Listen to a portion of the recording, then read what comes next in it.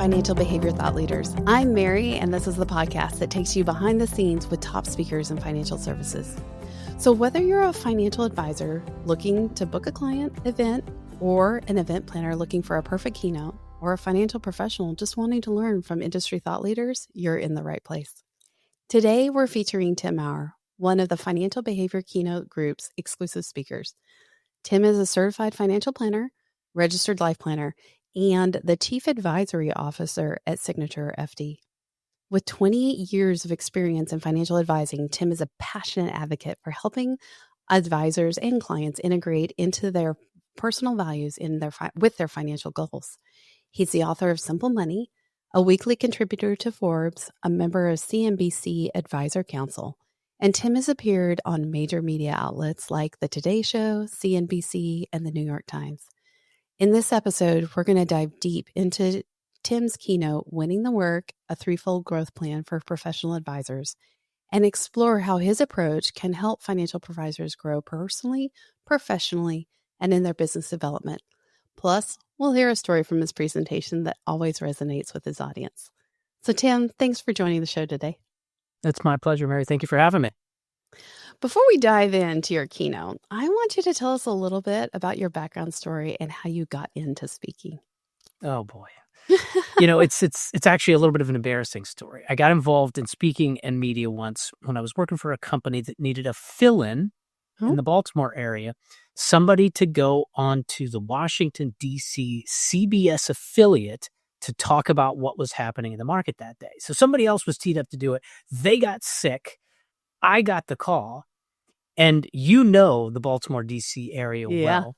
So how crazy it can be to get around. So for my very first live television event, I was navigating the Baltimore Beltway and the D.C. Beltway on a rainy morning.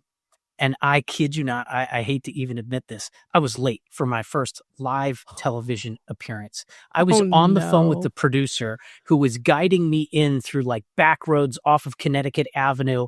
I end up showing up. I'm in a wool suit, of course, because that's how we did it back then. And it's pouring down rain. So I walk in there looking like, a drenched puppy just walked off the street. And I'm late, rushing in for my first live television appearance. I thought for sure it would be my last.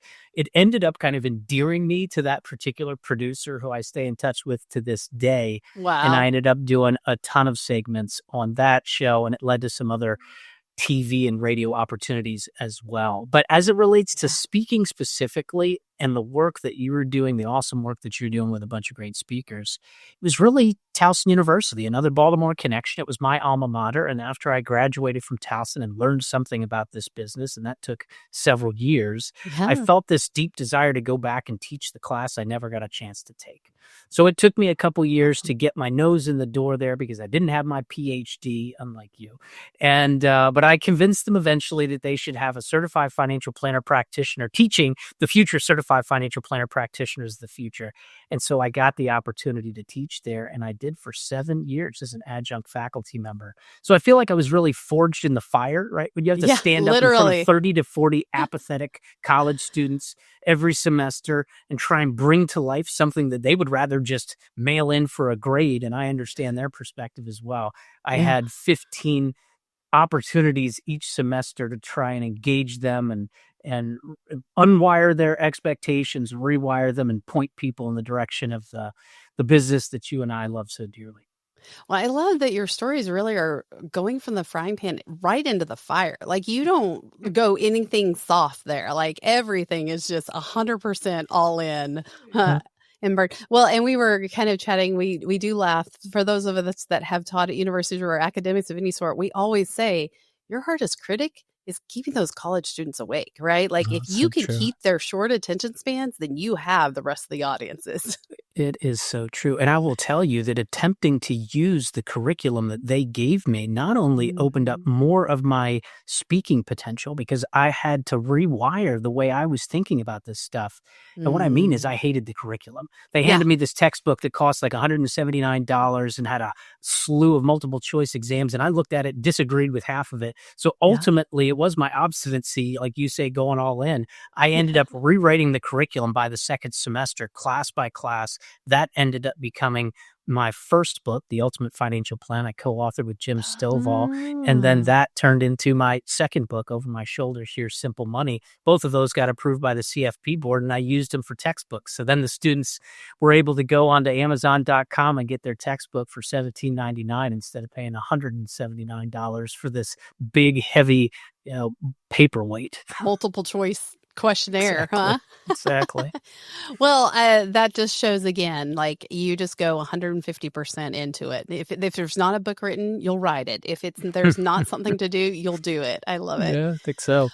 Well, Tim, especially among advisors, you're known for some pretty specific topics, including holistic advisor growth, some BFI simplification and application, and then my favorite, the real story. So you're going to have to break these down, tell us what it means, and tell us why it's so important for today's advisors. Well, the thing that I've become known for saying for several years right now, it's perhaps because I had the pleasure of saying it in front of our friend Carl Richards, and I mentioned this notion back, this was now 18 years ago, and I think I was speaking at one of my first conferences. It was an FPA event. And I was hanging out with Michael Kitsis, who is a good friend. He and I grew up in the same FPA chapter. We've known each other for years, and I met Carl Richards for the first time. And we were on the same panel together, the three of us. Can you imagine that? That's How did anybody get a word in edgewise? That's the OG right there. Let me tell you. But I had shared this notion of personal finance is more personal than finance. And what it was is more an observation at that point in time. As an advisor with some years under my belt, I was having this conversation anecdotally with advisors.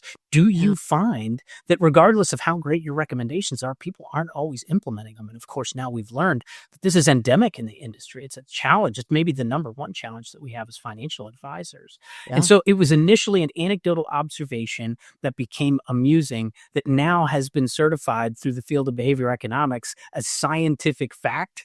So I can't stop saying it anymore. Personal finance is indeed more personal than it is finance. So much of what I have to explicate for advisors has been in the realm not just of behavioral economics and behavioral finance in the most technical sense, but how do we apply the wisdom of what we've learned from the field of behavioral economics? And how do we actually use it to our own advantage in our practice management as well? And so that's how it's gone from behavioral finance 101 to, say, more advanced applications of behavioral finance. And increasingly, I find myself talking about advisor growth.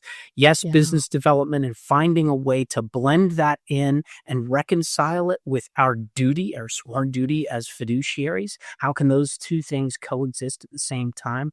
But not only how can we grow our business, how do we continue to grow personally and professionally in a career that is as demanding as financial planning and wealth management can be?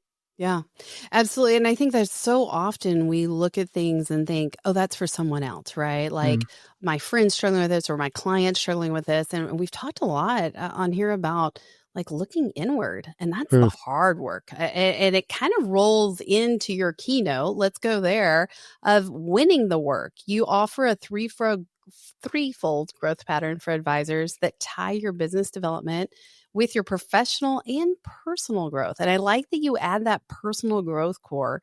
Tell us what this winning the work is all about. Give us the elements of that keynote. Yeah, let's start with the elephant in the room, as it were, this notion of business development. I owe the phrase winning the work. And by the way, I asked for his permission before I made this the title of this keynote presentation to Mo Bunnell. Mo Bunnell is the author of the book Give to Grow. He's an unbelievable business development consultant who came out of the actuarial space. So for those of us who are advisors and have always had, a troubling relationship with the notion of business development and sales, because we saw it in some way as antithetical with our duty as fiduciaries, I think Mo is one of the people who's helped open my eyes to the possibilities here of finding a more professional pursuit of business development that is wholly aligned with our pledge of a fiduciary level of responsibility with our clients. So it is a shockingly simple method to business development that involves 2 lists and 1 weekly practice that I'll share with advisors in this keynote presentation.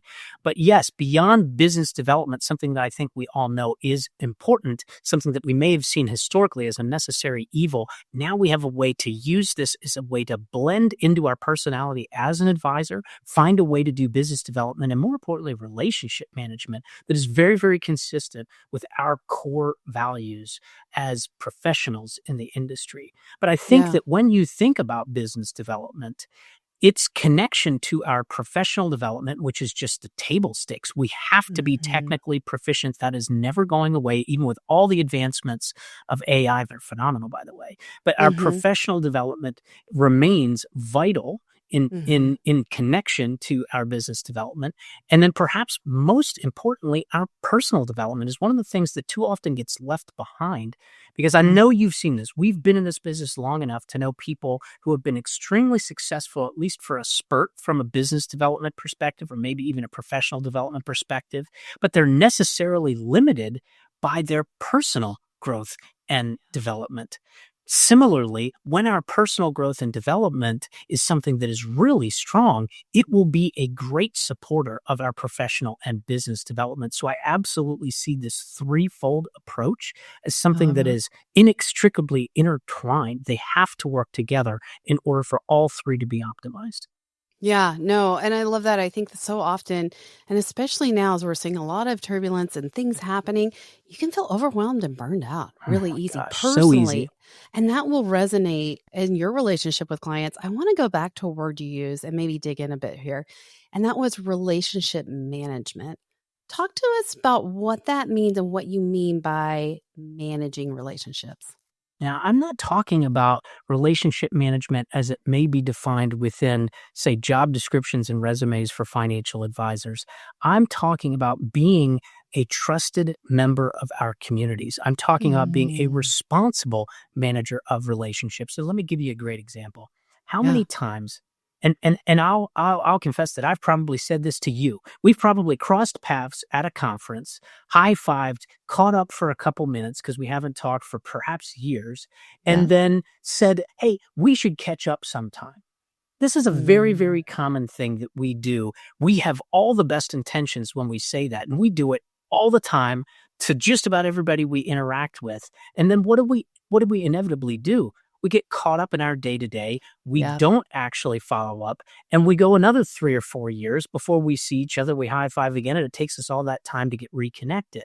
So true relationship management, I believe, is a method and a process that we can learn and perfect, and it is very, very much in tune with our perspective as fiduciaries, right? Again, if we always come back to this notion that we act in the best interest of people, shouldn't we say what we mean and mean what we say? Shouldn't we follow up with somebody if we've said, hey, we should get together, we should talk about this or that? And so with this whole approach to winning the work, it's really differentiating between doing the work, which I think everybody in your audience is eminently capable of, but could we be just as professional when it comes to winning the work? And that is relationship management, and that is managing opportunities that come our way effectively and responsibly.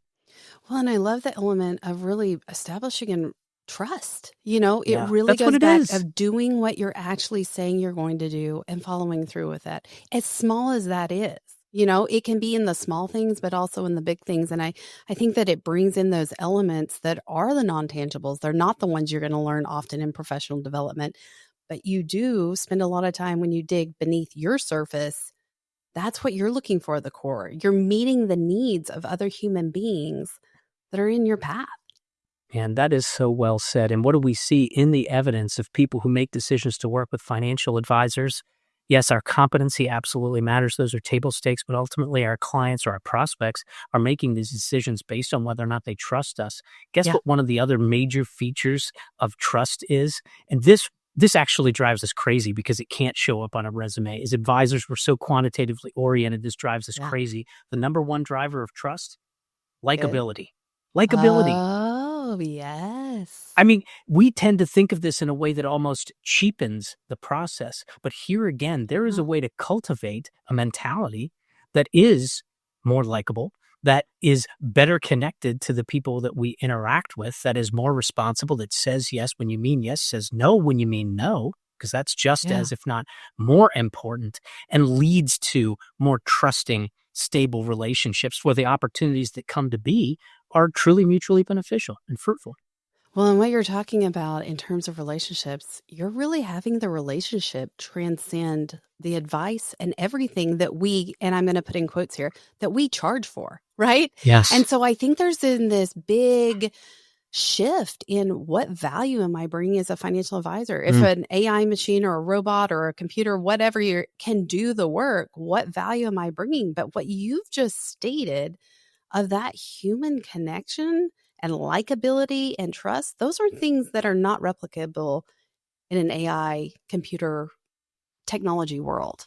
It's so true. And it is the advisors who master those skills who will then be best positioned to utilize these new advancements, because that's what they are in technology, to be even better connectors of people in the future. That's how we'll utilize them. It's not about a replacement thing. It's the people who are the most trustworthy, the most likable, the most competent, and the best in their craft are the ones who are going to use these tools to enhance and augment relationships, not just automate tasks and take notes when we don't want to do it ourselves. Sure. Well, speaking of masterful, one thing you are really good at is telling a story. And so I would love for you to share a story from your speech, Winning the Work, that really resonates with your listeners. Would you share that with us today? Oh my gosh, a story that resonates with our listeners. Actually, is it okay if I give you a glimpse of a story that really was kind of foundational or formational in my becoming a speaker in the first place? Oh, please. Jump right in. So this is one that only shows up in one of my keynotes called The Narrative Imperative, the concept of story being truly a necessity in the work that we do. And it was based on the biggest mistake I made in life. At the age of 18, I was that typical punk kid that really wanted to say no to every single authority figure on the planet. And after a series of bad decisions, on a Tuesday in June after my freshman year of college, I fell asleep behind the wheel and had a terrible car accident. Of course, because I said no to all authority figures, I didn't have my seatbelt on. My car rolled down an embankment. I woke up hitting the rumble strips just as the car was careening off the steep embankment. And unfortunately, the car was not visible to people at 2 o'clock, 3 o'clock in the morning on a Tuesday night.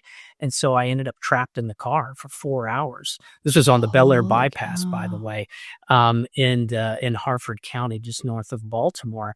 And so trapped in the car for 4 hours, broken and bloodied, with my pain increasing as the adrenaline went down, I thought it was over. And so this genuine near-death experience is one that I've extrapolated more throughout my speaking, in part because it was part of my therapy to navigate coming to grips with what had happened and to turn this horrible, horrible thing into something that ultimately reshaped me and then could also be an example that would be gripping for others and might help them find a greater sense of meaning and purpose, both in life and their work. And so this particular incident, even though it's not the slightest bit funny and it's not something that I would wish on anyone, it's the most important thing that has ever happened to me. And it has forever shaped my work since then. But it also made for good therapy to be able to tell this story again in front of people, something that I wasn't able to do for about a decade after I had the accident. Well, and it really goes back, right, what you were saying in Winning the Work, and that is the personal development. I mean, for you to be able to retell such a traumatic event in your life and be able to learn from it, that's growth, right? Like that is really looking inward to be able to express outward some of your own weaknesses, right? Like some of the own shame you felt or embarrassment or all the other strong feelings that we have. And I love that you've done the work that now you actually don't just tell others, you tell it on a stage and you bring it. I mean, that's pretty exposing, to be real honest. Yeah, it takes a good bit of vulnerability, I'll confess. But there are a few things that build trust beyond likability, like vulnerability. That's one of the other big factors. And so The truth is, I don't get up on stage because I am like Michael Kitces. I'm not the smartest guy in the room. I've never been the smartest guy in the room. I do a decent job of synthesizing information, taking complex stuff that people like Michael Kitces can figure out and originate, and then help translate it to people so that they can understand it, synthesize it better into their lives. And yes, I love a good story. And so I think that is another one of those features, Mary, of speaking, of work that we do, that despite all of the evolution of technology for several thousand years now, story has been one of the most effective ways, if not the most effective way, to communicate a point, to bring somebody alongside of you, to help see your perspective, and then to leave them with something memorable that will hopefully benefit them in their own lives. Well, and I like the side that you're not just leaving them something memorable that makes them feel good or like, oh, I'm empowered, but like what really sets you apart from others is your ability to apply everything that you're stating. And I think that's your unique background. You are perfectly set up for that, because not only have you talked about the work and researched and you understand it from maybe a research perspective or evidence-based perspective, but you actually do it. You don't just win the work, you're doing the work. And I think that's such a vital part that really sets you apart from others, is you know how to apply it, not just about the theory or whatever you're talking about. Yeah, generally speaking, I think that's probably just based on one of my own limitations. Like, I have to try to do it in order to learn it. And then I'm sure you've heard before that there's no better way to learn something than to teach it. And so for me, it has been my greatest learning experience in my career to be a speaker, a teacher, a trainer. That has been how I have grown, much in the same way that as a person, I've grown through the institutions of marriage, through the institutions of parenting. It is going through these phases of life that have grown me up, that have taught me things. And that's how I see it. That's how I see teaching. That's how I see engaging. That's how I see speaking, is I have as much to learn as anybody else who is sitting out there. It's a collective experience. Well, thank you for sharing that side. And that's kind of the last thing we want to go into is behind the scenes. You've written a few books, including Simple Money, as you mentioned before, and Financial Life Planning. You have a newsletter and a podcast. So tell us more about these and really what inspires you to be in that creative process, to write and share the information that you have learned yourself. Well, what inspires me is another probably mistake. So the whole way through my college career, I was in a rock and roll band with my younger brother and three very, very close friends. And because of our immaturity, we really thought, Mary, that we were going to be the next Led Zeppelin or Pearl Jam or Radiohead or something. Those were our aspirations. We kind of got to the end of that, having done a lot of practice and put a couple of albums out and played a bunch of gigs, and realized nobody's going to pay us to do this. So I decided to cut my hair, cover up my tattoos, and use my finance degree. And I thought when I did that, I was leaving behind that creative part of who I was as a person. And so it was really not for years later that I got the opportunity to teach, that I got the opportunity to be on stage. And I realized that this was my unique ability to create, to craft, to storytell, to entertain, to engage, and educate. And this was my creative act within my work. And so, as I'm sure that you know, there are more than enough brilliant, boring speakers in the realm of personal finance and wealth management. And so I saw an opportunity there to satisfy my creative impulse, and also satisfy, hopefully, a need within the industry to have speakers that were more engaging, entertaining, and therefore educational. But it was scratching an itch that for me, as part of my career, it was kind of everything, because it's where it all came together and felt like, okay, this is my creative act. So what I do, I am the chief advisory officer at Signature FD, the foremost advocate for 33 amazing advisors and growing, and a 130-person firm with 70-some partners.